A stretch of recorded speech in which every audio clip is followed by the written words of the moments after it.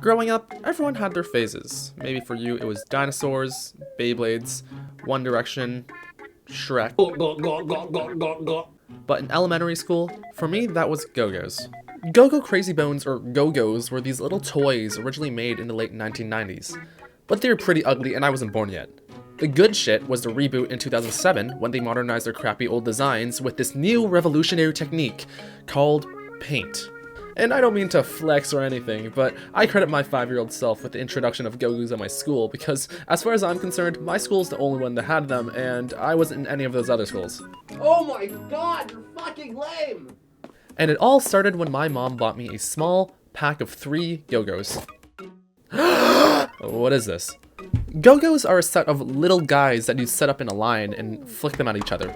But my god, did that satiate my prepubescent brain. Like sure, with 3 Go-Go's I was limited to a 1v1, a 2v1, maybe a 3-way. But with 120, I could have an orgy.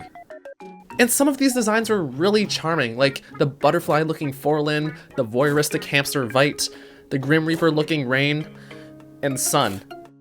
During recess, I'd grab as many classmates as possible, divvying up all the Go-Go's we had as a collective, and start a tournament. And you could say I was like the Go-Go pimp. And we'd spend the whole 30 to 40 minutes just flicking plastic.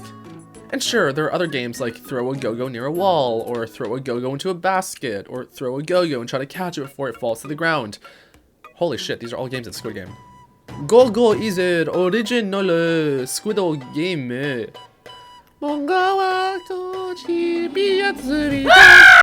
But the most fun aspect of the game was playing for stakes and trading. Go-Go's are like people, not all Go-Go's are made equal.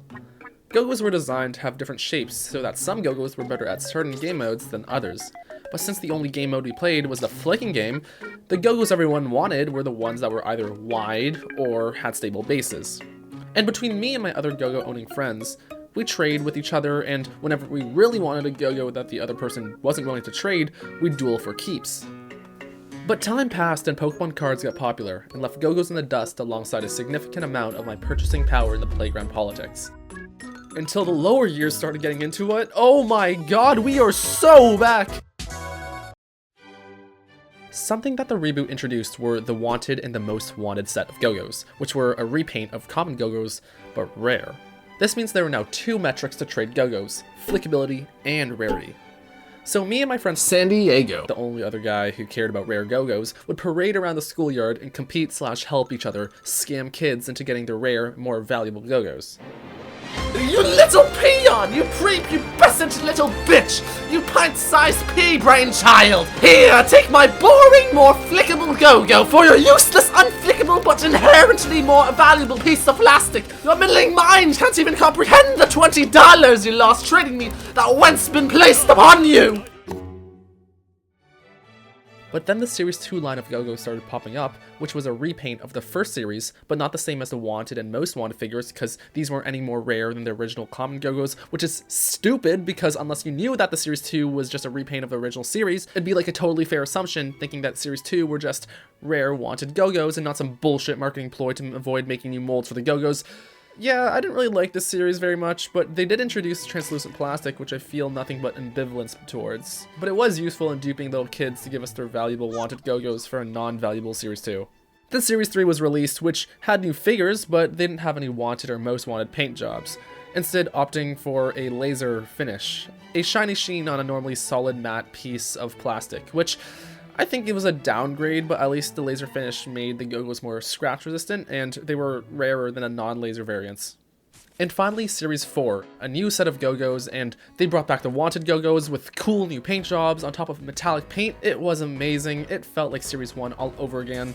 In fact, a lot of my favorite designs come from Series 4, but my favorite of them all was Tego, the socially awkward looking battery friend. Me and San Diego still hunted for rare Go-Go's. We collected a handful of laser Go-Go's from Series 3, and together had been able to track down all the most wanted Go-Go's from Series 1. Hell, we even managed to grab duplicates. But every series was starting to lose its scarcity. However, neither of us had any rare Go-Go's from Series 4. Until one day we were invited to our friend Charles' birthday, and on his birthday cake were Go-Go's, one on each slice, and in the middle stood a most wanted Tego. Oh my god, I need to have it. Not only was this a most wanted GOGO, it was my favorite most wanted. They cut up the cake, and the Tego slice was given to the birthday boy. But San Diego was already squirming his way, weaving through the crowd, offering his GOGO up for trade. I rushed to offer my GOGO instead. Charles! Look at this buff-armed dude, so much better than your dinky, awkward-looking battery. Look, this one's so flickable. I tried to barter for it. I offered multiple GOGOs from my collection. Please, you want my GOGO? It's just better. I glanced at San Diego GOGO, a shiny chrome GOGO, far more desirable than my aqua matte beefcake. I was hoping I could dupe him into believing that GOGOs were all about flicking, that their in-game viability was worth far more than their appearance. I sat back down to eat my cake, and when I was done, I went back to Charles to see if he had reconsidered, only to see San Diego's chrome GOGO and Charles. And he had traded with San Diego. I pivoted to San Diego, begged, please, I'll even trade you my most wanteds, my most flickable GOGOs, but he already had the ones I had, and there's nothing he traded me, no jewel he except for his newly acquired trophy. I left that birthday party Tegoless. Series 4 was the last series they produced in North America, with the production of GOGOs being discontinued altogether all across the world. In middle school, I was on vacation and saw GOGOs being sold at a game store and ended up buying a small pack for old time's sake. It was more expensive than the first pack I ever got, and only had 2 figures instead of 3, and I got Wanted Gat from it, which was cool, but not Tego. Wanted Gat literally sits besides Wanted Tego in its promotional art. Was this karma for scamming all those kids so long ago? It felt so close yet so far, and I have not seen a GOGO ever since. Yeah, I forgot to censor the names when I first recorded them, so they're gonna be immortalized as San Diego and Charles. Also, initially I wanted to show off my GOGO collection, but I forgot to record it and I'm lazy. Also, there's like an official GOGO YouTube channel, and their last video is about how you can take care of gerbils. Yeah, that's it. Bye!